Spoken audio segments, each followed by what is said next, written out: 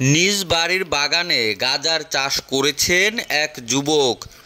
গাঁজা গাছটির যত্ন নিয়ে বড় করছিলেন তিনি, কিন্তু নিষিদ্ধ এই গাঁজা গাছের খোঁজ পেয়ে যায় জেলা গোয়েন্দা পুলিশ। মঙ্গলবার দুপুরে বরগুনার পাথরঘাটার কাঁঠালতলী এলাকার মালেক হাওলাদারের বাড়িতে অভিযান চালায় ডিবি পুলিশের অফিসার ইউসুফ খানের নেতৃত্বে একটি অভিযানিক দল।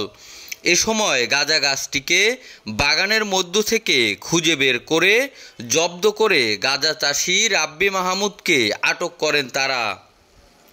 ডিবি পুলিশ জানায়, গাঁজা চাষি রাব্বি মাহমুদকে গাঁজা চাষের অপরাধে আটকের পর পাথরঘাটা থানায় মামলা করে সোপর্দ করা হয়েছে।